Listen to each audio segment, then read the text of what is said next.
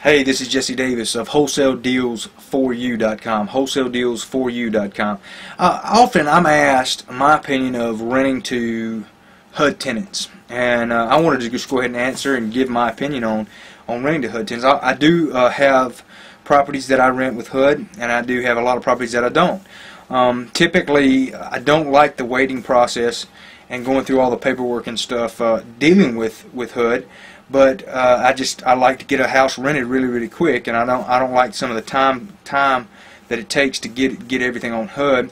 But I've never had a real problem at all with HUD, and if you really like to get your check and know your check's going to be in the mail as far as your rent, HUD is the way to go, and there's definitely advantages of using HUD in this area, and they have a very good program. The only thing, here's just my honest opinion when I'm dealing with a HUD tenant and considering using HUD, and this just comes from my experience.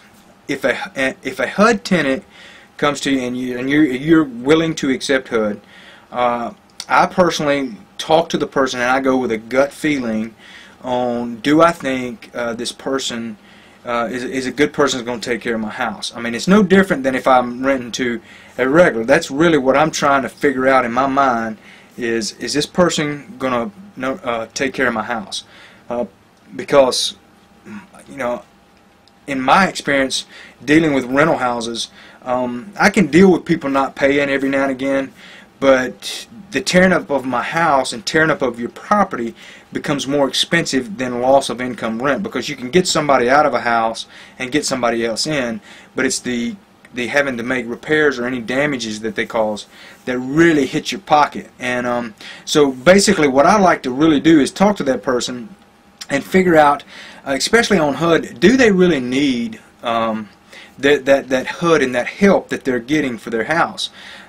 And everybody knows that you can talk to somebody and realize and real quick kind of sum up the mindset of somebody and whether or not they actually need the help that they're getting. There are some people, I mean, this is just life and the way it goes, that take advantage of the system. And if you have a feeling that somebody is taking advantage of the government assistance, then they're probably not going to take care of your house. A typical example is one that happened to me. I had somebody that I knew, I had a gut feeling that it was not, I should not have put them in my house, because the lady said that she was legally blind, and she was getting, that was the basis of why she was getting government assistance. But when I showed her the lease and everything, she read the lease. I said, do you need glasses or anything like that? No problem. Oh, I can see that. That's not an issue.